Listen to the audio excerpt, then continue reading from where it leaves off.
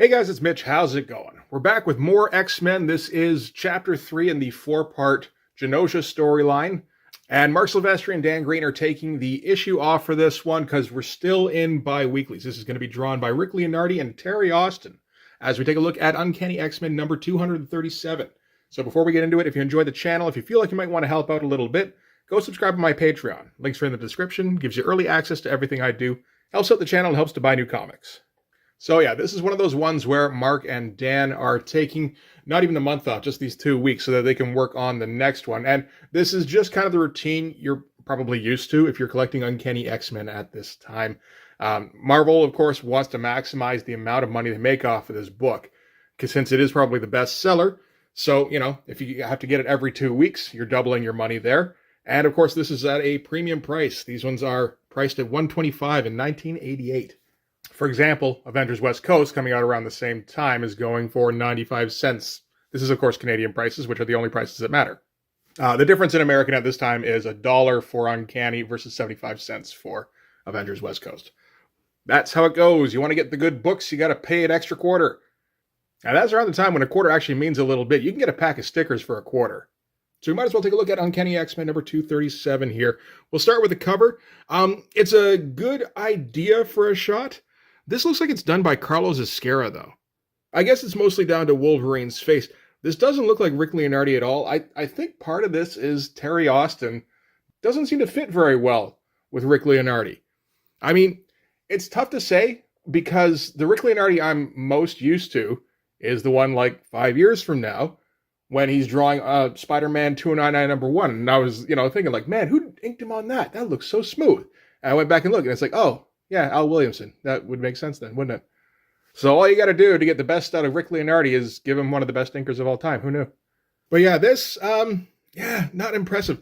And tough, too, because like around this time, you're used to getting Mark Silvestri covers, right?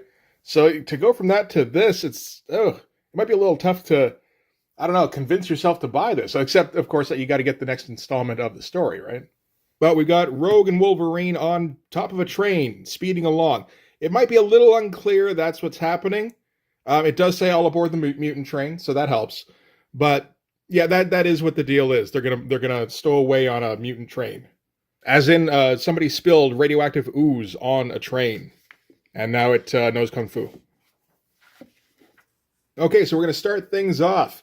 Big old splash page, as per usual around this time. Of course, this would only get to be more and more common as we go, and the age of the splash page aftermarket kind of heats up.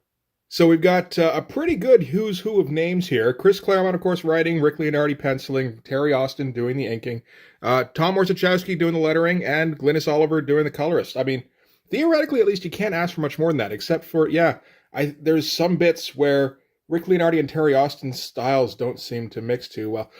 This splash here, though, I like quite a bit.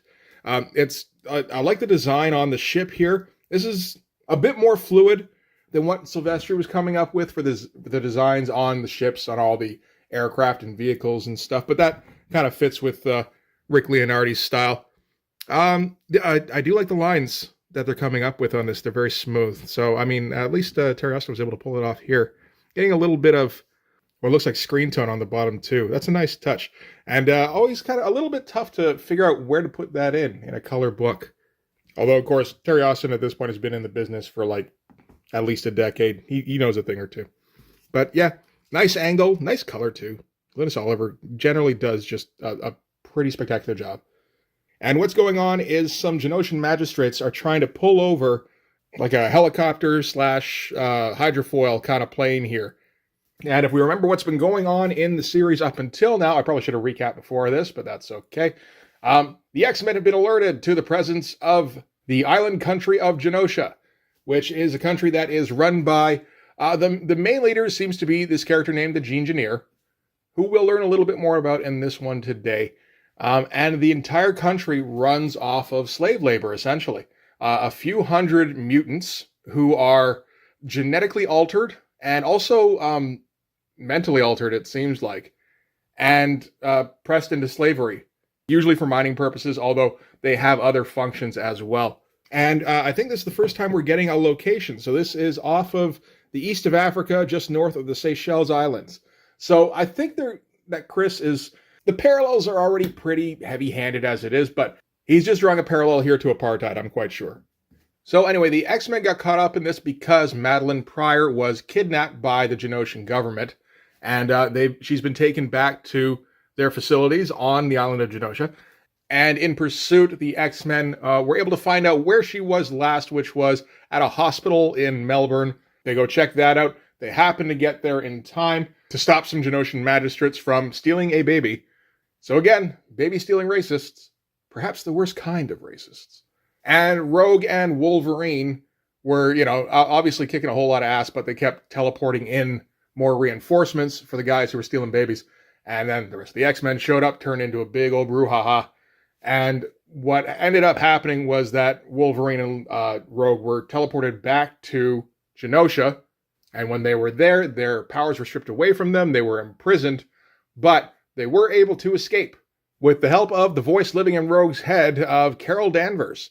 Because, of course, in addition to absorbing her powers permanently years ago, Rogue also absorbed a good chunk of her personality. So now Carol has taken over Rogue's body because Rogue can't really do anything without any power. She doesn't really have that kind of training. Carol Danvers does, though. She was an ex-spy. So at the end of the issue, she and Logan were able to get into one of these chopper things and take off. So now the Genoshan army has caught up, the magistrates. So this is back at Genoshan Control, where the G-Engineer is being advised about how the pursuit is going. They, of course, can't get any kind of trace of the mutants inside the chopper because the X-Men don't show up on any kind of scanning technology whatsoever. And that's because of the demi-goddess, I don't know, Roma, who did that back in the 220s somewhere, I think. But these guys don't know that, and they're kind of desperate to get their hands on these mutants to find out how this scan blocking technology works and if they can exploit it. The magistrates are ordered to board the ship, which is a pretty good trick when everybody's just on little personal, speeder things. And it doesn't look like the helicopter hydrofoil thing is that much bigger, really. So, the guy seems to pull it off, so, good job to him. By tampering with the door, though, he sets off an explosion in the engine that was pre-rigged. Pretty cool shot, too. And he gets thrown off of the helicopter, but they've all got these, tethers to their own personal speeders. So he's safe, at least.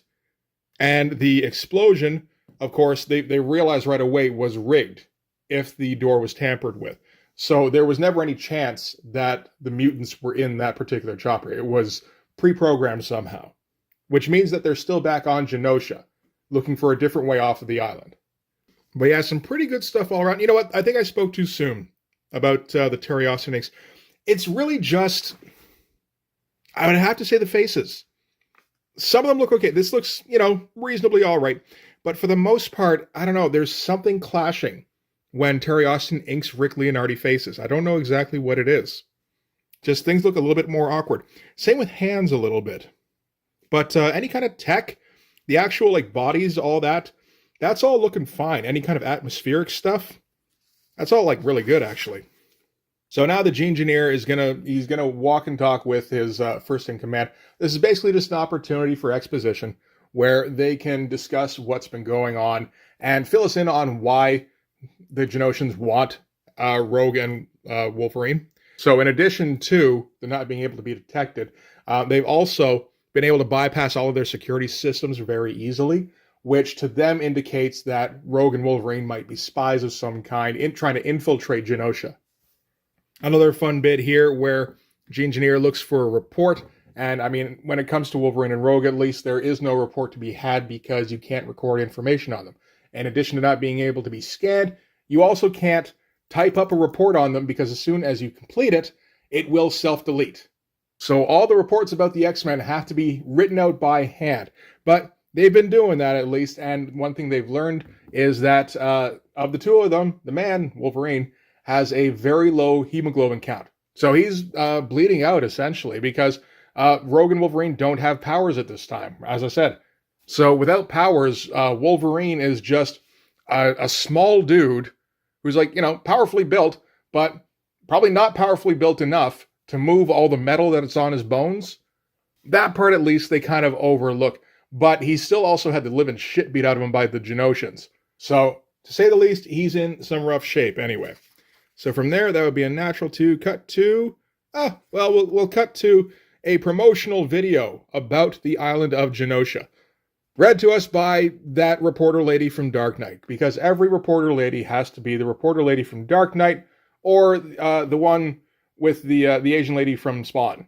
But anyway, we finally get some a little bit of information about Genosha, because we really haven't learned much of anything about them up until this point. Issue 1 let us know who the team was that the Genoshans had sent out. So that was the press gang, and they're the ones who go about basically hunting down rogue mutants, and also introduces the concept of the magistrates, so the soldiers that enforce Genoshan law. Second issue mostly was concerned with introducing us to the Gene-Engineer himself and his son. But as it said at the beginning, like, this is the first time that we're really finding out where in the world it is. And, you know, it's interesting to see that it is in an actual location. And because of its very remote location, it was used as a pirate haven at first, and then as a trading center before they discovered that there are mineral deposits and iron and all that kind of shit on the island itself that they can mine. And that became its primary export. And there's a lot of propounding about the freedom of Genosha and how everybody here lives in peace and harmony, and we're all just in the utmost comfort, and we're technologically poised to be the leaders of the future. And they very pointedly do not mention the fact that they're enslaving mutants in the meantime. And Wolverine, watching, of course, thinks it's all a crock of shit. He's not doing too well, though. He's coughing up a storm. But, like, yeah, this version of Wolverine, maybe this is down to Rick Leonardi, because he's trying to make Wolverine look particularly beat up. And in this case, that kind of depends, I think, on him trying to make him look like an old man. That seems to be the point.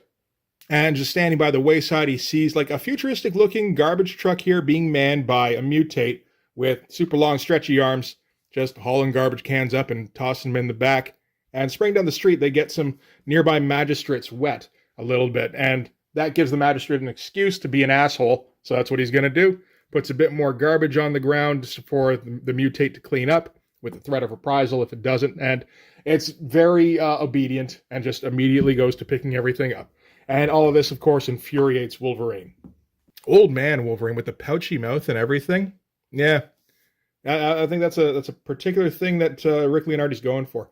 And Carol comes up behind him, and she's changed outfits. So she's looking to attract a bit more attention, because she figures if they're all checking her out, they're probably not looking at her face too much, which is a little tough to argue with, I suppose. It's a really nice drawing, and Rick Leonardi agrees, I think, because he goes to a little bit of trouble to pop it out beyond the panel border here. So Logan and Carol head into a nearby bar where Carol draws a whole bunch of catcalls, getting all sorts of attention on her. And yeah, no, I don't think too many people are looking for her personality. And in the meantime, Logan kind of hangs back and separates himself from her. So basically, because, I mean, he would draw a little bit of attention to himself as it is because of how sickly he is. Not to mention his hair, of course. There's always that, too.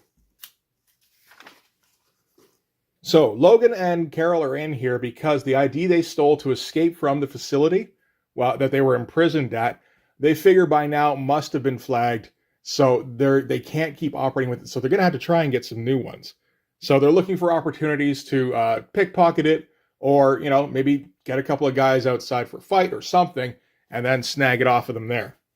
And apart from Logan and Carol, some civvy, some townie, goes and starts some shit at the bar. He's yelling at the bartender, and he's trying to mouth off to the magistrates. And they tell him nicely at first, kind of nicely. Just, if you want to get stinking, go find somewhere else.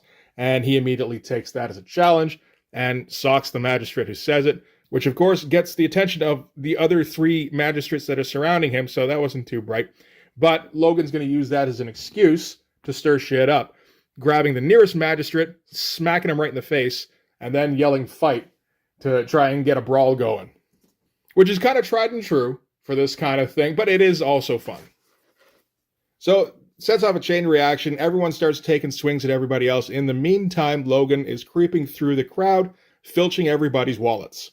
He crawls through the crowd. It's a nice-looking crowd, too, and nice and separated from each other. Like, it's just, little group here, bigger group here. Like, it's grouped nicely. So Logan crawls through the crowd and meets Carol on the other side. She's also managed to grab a handful of wallets herself, and they extricate themselves from the bar without being noticed. But while they're outside, they sneak around to the back, and they happen to see that townie, who started the shit in the first place, getting dragged out, having gotten his ass thoroughly kicked. So now they got him down, they've got him out, and so they're going to take a little closer look, and that's when they realize that this is actually the Gene-Engineer's son, who's been kind of squirrely for the last couple of issues. Since he found out that his girlfriend or ex-girlfriend or something like that had her records falsified by her father to protect her, because it turned out she actually had latent mutant genes, and she didn't know that. But what the father did was he subbed in some innocent girl's file instead.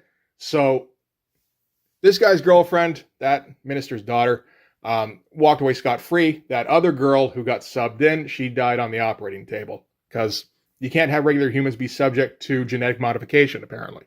Junior here doesn't give too much of a shit about that. He's just pissed off because he likes the girl, and he doesn't like the fact that she got taken away, or her family for that matter. And I mean, there's some element of justifiability to that, but it's still like it's not a noble cause that he's going for here. Anyway, so they do recognize him, so they realize, I mean, for one thing, they can't kill him. But it turns out there's a little bit of hard feelings towards the Gene-Engineer, because, they're locked away in their ivory tower, and they give out orders, and they don't really know what it's like to be on the front lines, to be patrolling the streets with the mutates. So they figure they're going to teach this kid a lesson. They're going to put him on the mutant train. Rogue and Logan are still nearby. They overhear this, so they're going to have to follow them and figure out exactly what that means. So they follow the group to a local rail station, and they're walking around on catwalks up on the platform here. This is a nice shot, actually, particularly with them kind of silhouetted, and everything else done mostly as outlines, separates them nicely. Some of this is basic stuff I'm pointing out, but it's the kind of thing that I have to point out to myself, too, to remind myself. Otherwise, I'll just draw outlines with no real shading a lot of the time, and that makes for some boring-ass comics. So while they're up there, they see the Gene-Engineer's son getting loaded onto the train, and he's got one of those mutate outfits on him. So, yeah, they're going to send him to the place where they process the mutates. Now, they do say that once he gets there, he'll be scanned, and his identity will be confirmed, and he'll get sent back, because there's no way that the Gene-Engineer's son is going to get processed. So they're hoping to just kind of put a scare into him. Be interesting if that didn't happen, though, and something untoward happened to the Gene-Engineer's son. I'm not sure how that ends. I guess we'll find out next time. Except maybe we won't, because Logan and Carol aren't going to let that happen. And they jump on the top of the mutant train and hang on for dear life as it takes off. Fun stuff. It's like classic adventure stuff, From there, we cut back to, well, not classic adventure. This is going to be in the Gene-Engineer's office, where he's going to be sitting with Jennifer. So this is the original girl who ran away. Well, she left Genosha, which she was allowed to do, theoretically, at the time, because her status had been cleared as a normal human. And she went to go live in Australia. She became a landed immigrant and became part of their medical team, their airborne medical team, I think it was, before all the business with the replacement girl happened and the press gang was sent out to bring her back. So now the Gene-Engineer is going to explain to her exactly what the deal is. He tells her all that she doesn't know this, by the way. This was not done with her knowledge. Her dad falsified her records for her. So he knew what the deal was, that she had latent mutant genes. She didn't. And he went and offered up some innocent girl's file as a replacement. And the girl breaks down. And, I mean, partially because of what happened to the other girl, I guess, although I think her more pressing concern is for what her immediate fate is going to be, which is that she's going to have to go and work in the mines. She's going into slave labor. And she thought she was above that. Now, having latent mutant abilities isn't the same thing as having mutant abilities, but the Gene-Engineer's ability, apparently, is to wake up latent mutants. He's a what are those? The activators with the seedlings from Stormwatch. Remember that shit? Yeah. So from here, she's going to be bonded to her skin suit, so it will essentially be a second skin. I assume that means she'll never have to go to the bathroom again, which, I mean, is kind of a plus. Also means she'll never be able to have kids. So that's, I guess, a downside. She's going to have her mutant ability awakened, and I believe they have to do some mental reprogramming on her as well. And while he's talking with Jenny, he gets a buzz in from one of his other magistrates, and he's telling him about an operation that's going on in the examination lab. So this is the genetic remodification procedure. And what they've got is they've got Madeline Pryor on the operating table, and she's kind of talking to the doctors fairly calmly, really, where she's just kind of really grilling them on what the subject is. Basically, like, give me your exposition. And so they tell her the whole deal about the suits and how she won't be able to have kids going for, which, I mean, she seems fairly calm about everything else, but it's kind of the kids thing that she gets stuck on, which I guess makes some sense for Madeline. And while they're in there, they've got a telepath as well to kind of rummage around in her mind and get as much information as they can, because they know that she's linked to these people that have been infiltrating Genosha. And she warns him to stay out of her head, and of course, he doesn't listen. Cut from there to a very Art Adams looking panel of the X-Men arriving on Genosha. This is some great looking stuff. Part of it is the era. This is around the time when Art Adams, inked, I'm pretty sure, by Terry Austin. I haven't checked it out, but there's something about these lines that very much looks like that Art Adams era, the early stuff.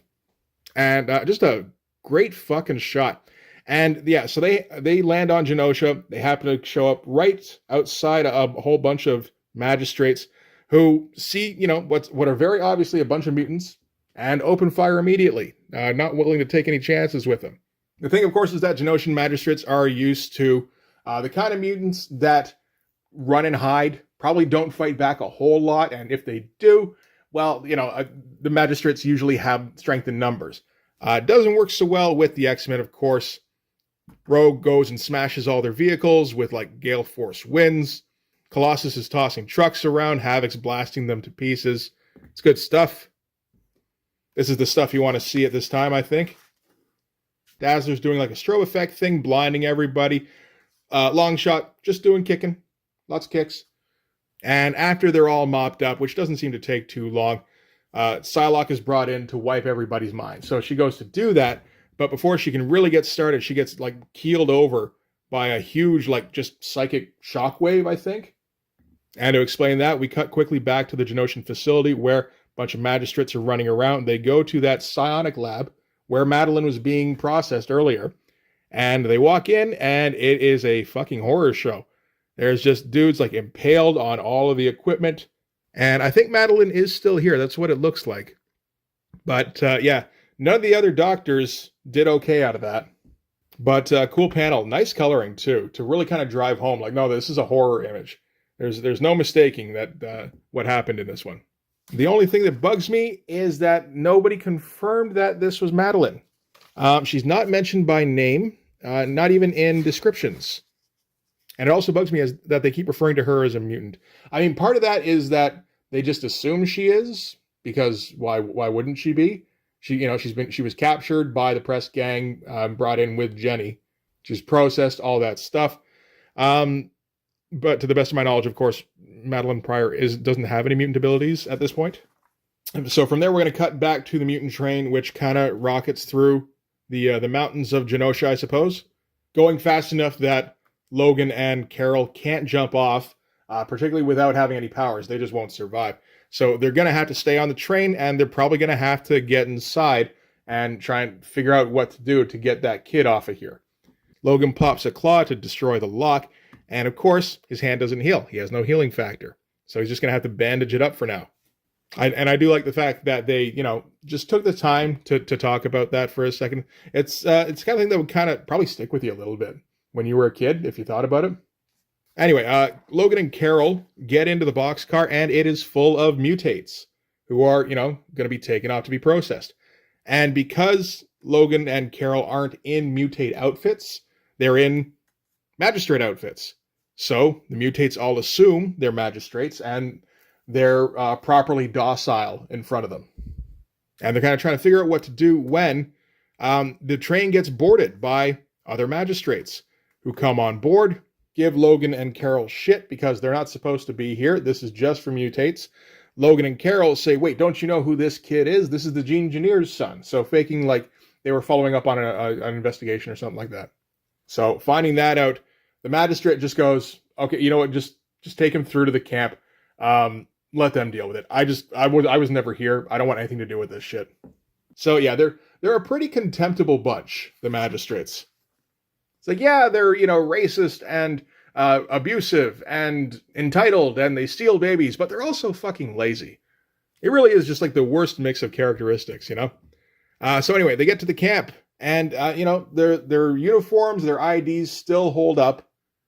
Logan and Carol figure that with the bar brawl, with the police getting involved and having to sort everything out, it would probably be like maybe even a couple of days before the stolen IDs really get recorded and reported and all that shit. So they figure they've got a little bit of time. They are able to snag the G-Engineer's son and just kind of load him up in a Jeep. While they're loading him up, magistrates beating the living shit out of mutates because it's fun for them. No real reason, just what do you think you're doing looking me in the eye, that kind of stuff. And as they drive out of there, nice shot of the Jeep here. All the stuff with the Jeep here looks pretty good. Wolverine is, determined he's going to bring him down. So they better say their prayers. And we also get an ad for a Silver Surfer graphic novel by Stan Lee and John Buscema, which I don't recognize. I know this is not very long from Stan Lee and Mobius doing their Silver Surfer series. But I remember hearing about a John Buscema graphic novel. I know he worked on the actual series, and I love his Surfer. I'm trying to find out what this graphic novel is, honestly, because this looks like it would be fucking spectacular. Oh, and that's it. Of course it is. Story's over. That's it for Uncanny X-Men 237. So yeah, it was really just the cover I didn't like, I think. And I checked the credits here. It is Leonardi and Austin. So yeah, they were just kind of off on the cover here. I don't know what's up with that. But the comic is pretty good, advances the story nicely. The bulk of the X-Men still haven't been really very involved in the storyline. They don't have to be. And I'm sure in the next issue, they're all on Genosha now. They'll probably get there. But, you do always like seeing a Rogue and Wolverine team up. Or, Wolverine and Carol Danvers. That works too. They were partners as well. And then from there, the X-Men are they've been kind of playing catch up ever since the first episode of this. So, yeah, next issue, we get to see how this all plays out. It doesn't seem to be going to a particularly natural conclusion. So I'm kind of curious what happens. It's not as though everybody's slated to meet at one single place or anything. There's no clear goal for them to achieve or structure or person for them to take out. There's the G-Engineer. If they take out the G-Engineer, that's going to be a problem for Genosha, but not exactly crippling, I would think. That said, Chris Claremont probably does want to bring Genosha back as villains again in the future. So we'll have to see how that plays out, but in the meantime, anyway, that is going to do it for this one. Thanks very much for watching. If you like this video, please hit like, hit subscribe, hit the notification so you know when the next one's coming out. Go over and subscribe on my Patreon. It gives you early access to everything I do, from the Blood Force stuff to the YouTube videos before they get uploaded to YouTube, as well as some Patreon-exclusive content. You can also follow me on Instagram and DM me there for commissions, and you can join the Blood Force Discord server. But yeah, that's going to do it. Thanks again for watching, guys. I'll see you in the next one. Bye-bye.